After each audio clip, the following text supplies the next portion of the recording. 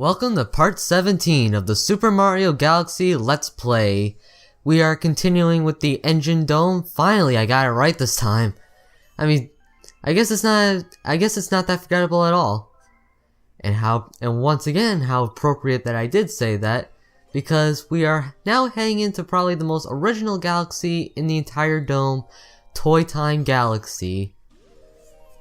And not only is this level good because it's original compared to the rest, but it has everyone's favorite Super Mario Brothers remix ever. Or like, this is out of all the remixes, this one is the most recognizable. Well, oh, don't believe me? Well, have a listen.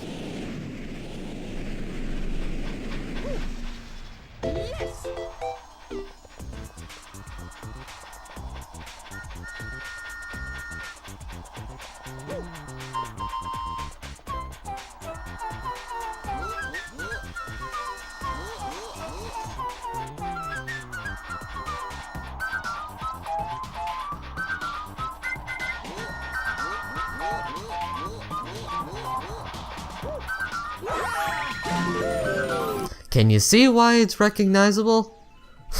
There's even like a little 8-bit Mario planet in the distance. It's actually a planet you'll actually be able to go to, but it's not until later.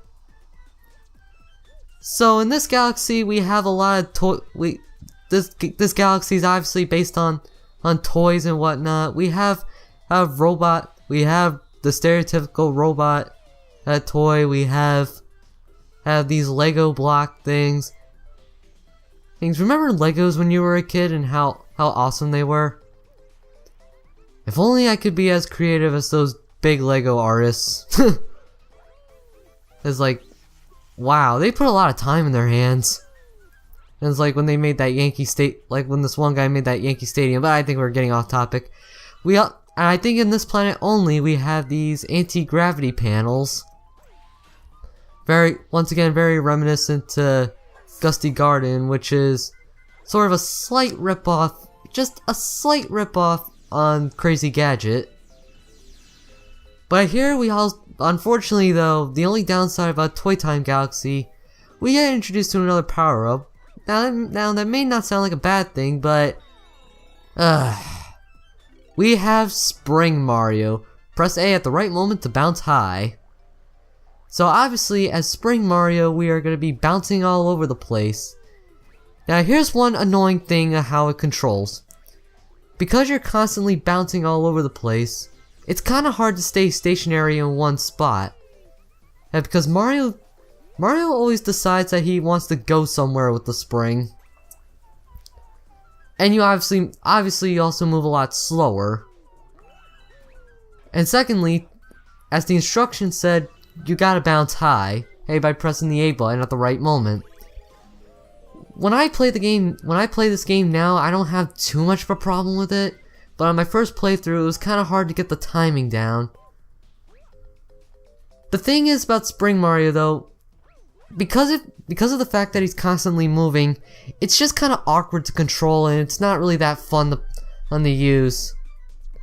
Thankfully though, like the rest of the power-ups, it's just, well, limited to certain missions. What I'm trying to do here is trying to get on top of the milk glass, I think it is. Well, it looks like one of those play foods that they would come across by. You know, like I don't want to say easy bake oven, but wow, this actually reminds me a lot of times because back when I was a kid, this is gonna reveal about me a little bit, but I'm gonna say it anyway. Back when I was a kid, I actually did have my sister did actually have this easy bake oven, which turned out to be a disaster.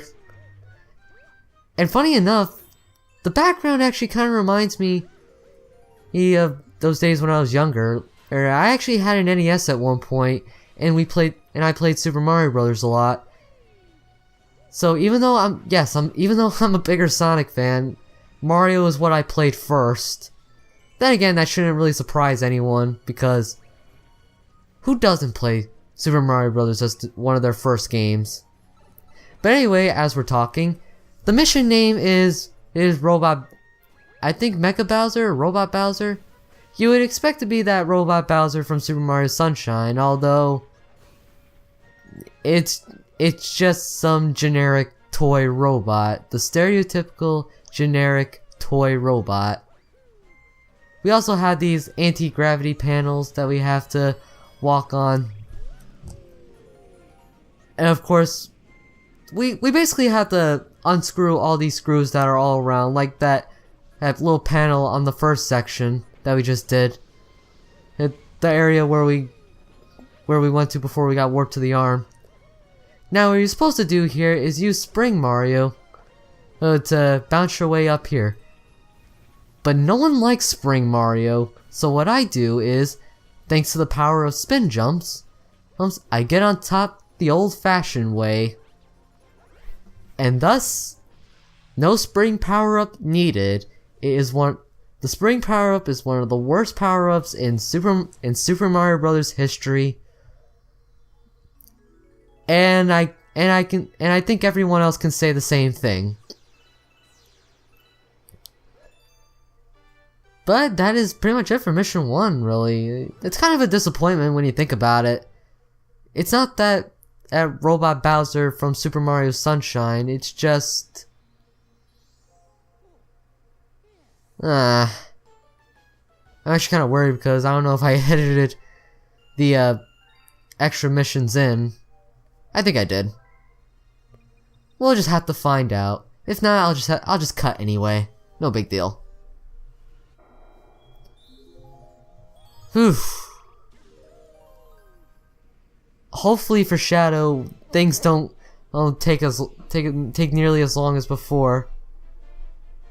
Like, oh god. And I kinda hope it doesn't. Anyway, we have Mario meets Mario. So this mission is pretty much a taste of what's to come. Well, at least not now, but what I'm trying to say is, there's a certain purple coin mission that is not very fun. In fact, it can be rather stupidly difficult. Like, really stupidly difficult. Oh, now with these enemies that actually you shoot out the electrical laser, you can't really kill those. You can't really kill these guys. It's like, hey, I'm trying my best to kill them, and they just won't disappear. They won't die. Hey, so obviously they're obstacles, so avoid them. I love the homing stomp.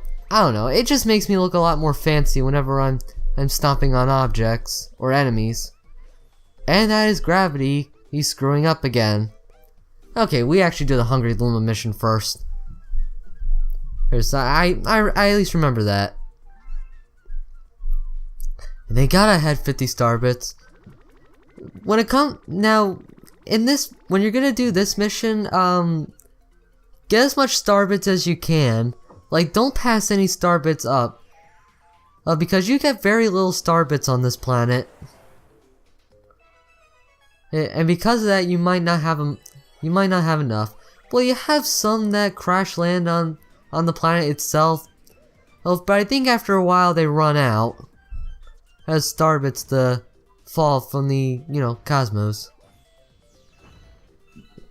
Now on this planet we have to flick all the switches, hopefully not get crushed by the rotating blocks, updated rotating blocks from Super Mario 64.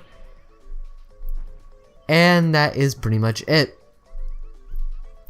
Thankfully though, they don't pull a dick move on you and actually like the panel, like where the panel's at and where the box is gonna land, it's always going to be on the open area, so you don't have to worry about getting crushed when you're trying to flick the switch.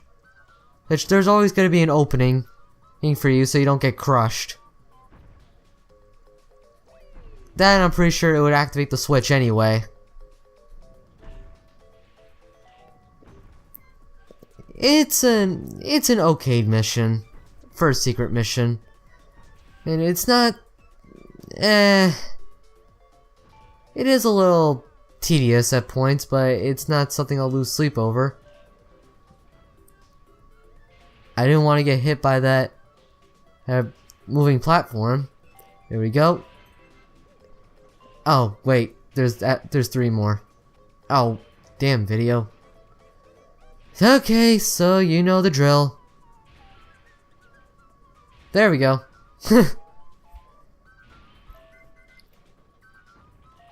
That was alright. I didn't even know I left an edit out on that one, and that was really unintentional on my part when it comes to the wordplay. That was awesome, as well as hitting the final switch, as well as getting hurt. That was also awesome. And that's our hidden Power Star mission. Pretty sweet. Pretty sweet.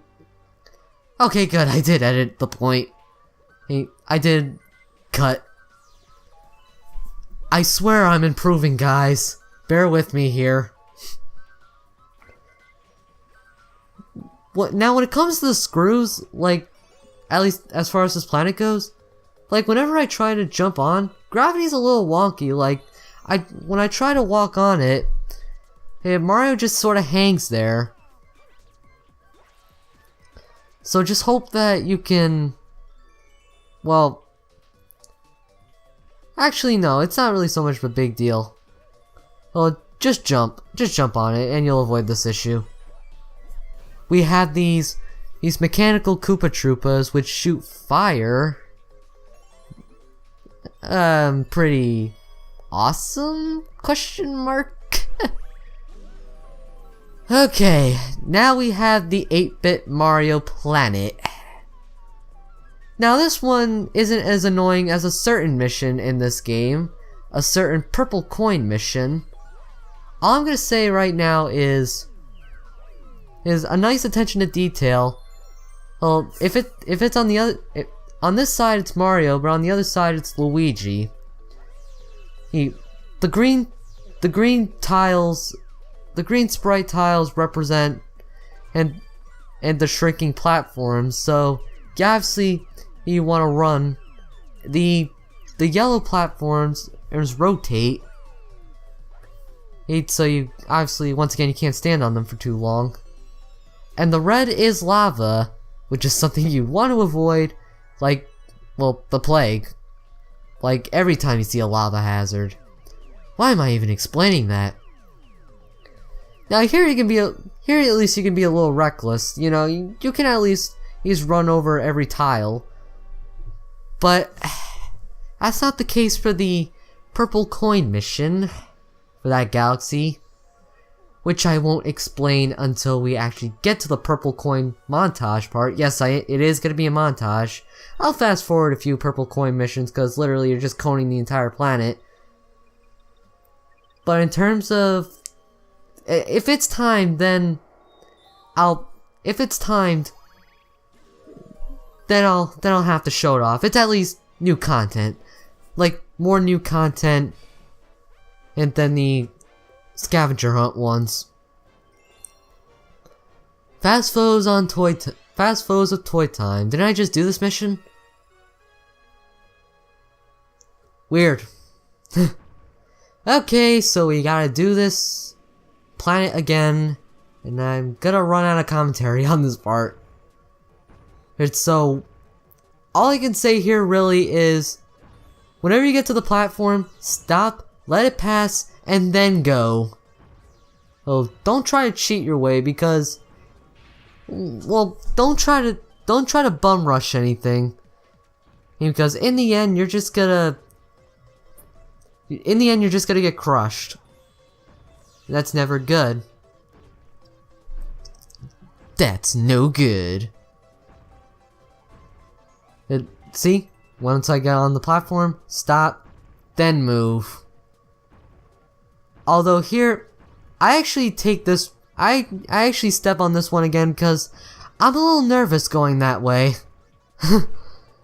Because obviously there's no opening, and it's a much longer way. Like, at least on the one with the switch, I can at least stop. So, go over the one on switch that I already pressed, stop, then go, wait for it to pass again, step on it again, and lather, rinse, repeat. Well, for the sake of getting off. Of actually progressing through the stage. And that's gravity messing up on me again. Great. That's what I need. So obviously we have... I think we have one more... Well, actually 3 more panels to step on. And that's it. Same one too. I like it. I like it. And that is pretty much it for this planet, as far as I'm concerned. Whew. In fact, that is pretty much it for the comet. I did both secret missions, and said it didn't have to be after the actual missions. I don't know if the Hungry Luma has already appeared, but it might have. It might have. Or I might be thinking of a future part. I'm not sure. Well, I did play through the game before this, so I think it did. Bouncing down Cake Lane. Now, Toy Time Galaxy not only doubles as a toy-themed galaxy, but it's also themed as a food level. A slightly harder version of Sweet Sweet Galaxy, I think it was. And the reason why I say that is because, well, you're gonna be using a lot more Spring Mario. Yay! Because, you know, I love that power-up. Okay, now here we pretty much have to... Now, whenever you go in between walls, you'll automatically wall jump in between walls. That's kind of cool when you think about it. And this is one of the reasons why I hate Spring Mario. It's parts like these where I'm on a conveyor belt, well, with obstacles in my way, and I have to hold down the A button at the right time, and this way I can actually get over. At least that's what I used to hate as a kid. Of course, here, the best part I can give is you can stay on the inside, because the gap space in between, the gap space when you're where it's more in the center, like that, Spring Mario can easily bounce over it. And no, we lost the Toy Time Galaxy theme, and instead we have Freeze Flame Galaxy's theme. Ooh, that's a tongue twister.